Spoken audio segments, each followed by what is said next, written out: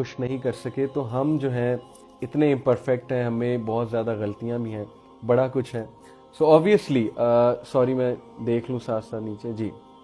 تو ڈیفینیٹلی ہم میں چونکہ مسٹیکس بھی ہیں تو ہاؤ کین وی ایکسپیکٹ کہ ہم سے ہر بندہ خوش ہو جائے گا.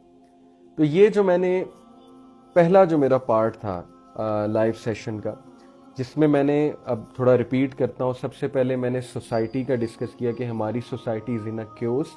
ہر گھر میں لڑائیاں چل رہی ہیں, بے سکونی چل رہی ہے, بچے ماں باپ سے خفا ہیں, ماں باپ بچوں سے خفا ہیں, ماں باپ کو سمجھ نہیں آ رہی بچوں کو ہینڈل کیسے کرنا ہے, لوگ طرح طرح کی ایڈکشنز کا شکار ہو چکے ہیں, لوگ جو ہیں وہ سکون ان کی لائف سے ختم ہوتا جا رہا ہے, ہیپینس ان کی لائف سے ختم ہوتی جا رہی ہے, لوگوں سے سٹریس مینیج نہیں ہو رہا, لوگوں سے ریلیشن شپس مینیج نہیں ہو رہے, کوئی رسک سے پریشان ہے, کوئی ڈپریشن کو فیس کر رہا ہے, سائیکولوجیکل ڈس آرڈرز کو فیس کر رہا ہے. یہ اوور ویو تھا. ڈیورسز بڑھ رہی ہیں, اوکے, لوگوں سے رحم اٹھ رہا ہے.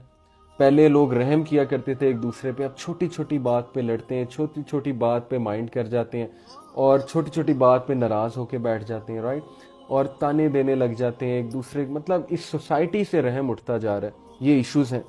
دین آئی ٹولڈ یو کہ ڈپریشن کی جو کازز ہیں, two main causes, number 1 fear, number 2 grief. اور ریلیجن کا وعدہ ہے, قرآن مجید نے کہا ہے کہ جو میری وحی پہ چلے گا, اس لائف سٹائل کو اڈاپٹ کرے گا, وحی پہ چلنے سے مراد ہے اس لائف سٹائل کو اڈاپٹ کرے گا جو قرآن مجید نے ہمارے لیے پیش کیا ہے نبی اکرم صلی اللہ علیہ وسلم کی سیرت کی شکل میں, رائٹ, اس کو نہ گریف ہوگا, he or she will not fall into grief nor fall into fear. Okay, جب فیئر ختم ہو جائے گا تو اقبال کا وہ شعر ہے کہ یہ پورب یہ پچھم چکوروں کی دنیا, میرا نیلگوں آسماں بے کنارہ, پرندوں کی دنیا کا درویش میں کہ شاہی بناتا نہیں آشیان.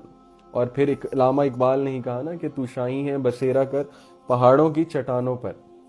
سو دس از دا آؤٹ کم. جب فیئر ختم ہو جاتا ہے انسان کا تو وہ جیل میں بھی خوش رہتا ہے, وہ جیل میں بھی اپنے پرپز کو فلفل کرتا ہے, رائٹ. دیکھیں حضرت یوسف علیہ السلام جیل میں رہے کتنا عرصہ, but he was not fearful at all. Okay, ان کو وہاں سکون تھا, وہ وہاں پہ بھی اپنا پرپز اچیو کر رہے تھے, کیونکہ اللہ رب العالمین کے ذکر نے اور اسپرچویلٹی نے ان کا وہ خوف ختم کیا ہوتا جو عام لوگوں کے خوف ہوتے ہیں کہ کیا بنے گا, کیا ہوگا, کیسے ہوگا, میرا فیوچر کیا ہے, میرا سکوپ ہے کہ نہیں ہے فلانی چیز کا, رائٹ. اور حزن, غم آئے گا, اس کا یہ مطلب نہیں ہے غم غائب ہو جائے گا زندگی سے, دین پریکٹس کرو گے تو غم ہی نہیں آئے گا, بالکل آئے گا. لیکن گریف کی سٹیٹ یعنی کہ مستقل غم زدہ رہنا, مستقل پریشان رہنا, اس کا وعدہ ہے کہ وہ چیز تم ہینڈل کر لو گے, تمہیں سکینت ملے گی, سکون ملے گا. اگر تم پہ کوئی غم آتا بھی ہے تو تم کمپوزڈ رہو گے, اللہ کا شکر ادا کرو گے, صبر کرو گے, اور الٹیمیٹلی تمہیں اس کا ریوارڈ ملنے والا ہے, صبر کا بہت زیادہ. پھر ہم نے ڈسکس کیا کہ یہ تو مین کازز ہیں, 2 مین کازز. پھر ہم نے اسمالر کازز ذکر کی. دیکھیں, یا ہمیں رزق کی طرف سے پریشانی آ رہی ہے تو انسان ڈپریشن میں چلا جاتا ہے, ریلیشن شپس کی طرف سے پریشانی آ رہی, لوگ ہینڈل نہیں ہو رہے. میں آپ کو لوگوں کو ہینڈل کرنے کے حوالے سے ایک بات بتاتا ہوں, آپ حیران رہ جائیں گے. امام شافعی کا قول ہے غالباً, یا امام احمد بن حنبل کا ہے, مجھے ابھی ایگزیکٹ یاد نہیں, لیکن ہمارے کبائر علماء میں سے یہ جو ہمارے امام تھے ان میں سے ہی کسی ایک کا قول ہے. انہوں نے کہا کہ جب میری بیوی مجھ سے خفا رہتی ہے اور ہماری بہت ان بن ہو رہی ہوتی ہے آپس میں, میں دیکھتا ہوں کہ میرا اس کے ساتھ ریلیشن شپ ٹھیک نہیں جا رہا, تو میں سمجھ جاتا ہوں کہ میرے تقوی میں مسئلہ ہے, اللہ سے میرے معاملات ٹھیک نہیں جا رہے, اس لیے یہ میرے سے خفا ہونے لگ گئی ہیں, اس لیے یہ بہت زیادہ میرے سے دور ہو رہی ہیں, اللہ نے شاید اس کا دل جو ہے وہ موڑ دیا ہے, تو اللہ رب العالمین سے اپنے افیئرس کو میں ٹھیک کر لوں تو یہ معاملات بھی ٹھیک ہو جائیں گے. اور یہ بالکل صحیح فلسفہ ہے. جب آپ لوگوں کو دیکھیں کہ آپ سے ناراض ہونے لگ گئے, خفا ہونے لگ گئے ہیں, آپ کے لیے ان کے دل سخت ہو گئے ہیں, تو this is high time a reminder from Allah کہ استغفار کرو بہت زیادہ. جب تم استغفار کرو گے, اللہ سے اپنے ریلیشن شپ کو بیسٹ کرو گے, قائم کرو گے, تو وائی ناٹ, اللہ لوگوں کے دل کیوں نہیں تبدیل کرے گا تمہارے لیے. تقوی کا ایک الگ ہی روب ہوتا ہے, یقین کیجیے, لوگ خود بخود آپ کی عزت کرنے لگیں گے. لقمان علیہ السلام کی مثال قرآن میں موجود ہے. لقمان علیہ السلام کون تھے؟ لقمان علیہ السلام جو ہے ایک ظاہر ہی واز اے بلیک حبشی جنہیں کہا جاتا ہے، موٹے موٹے ان کے ہونٹ تھے، ظاہر ہے کہ ان میں وہ کیرزما، وہ شکل و صورت نہیں تھی، لیکن اللہ سبحانہ و تعالیٰ نے لقمان علیہ السلام کے نام پہ پوری سورت جو ہے وہ نازل کی، سورہ لقمان، اوکے، اس کا نام سورہ لقمان ہے، اور وہ نبی بھی نہیں تھے۔ کیوں اللہ نے ان کو کوٹ کیا، ان کو پریز کیا؟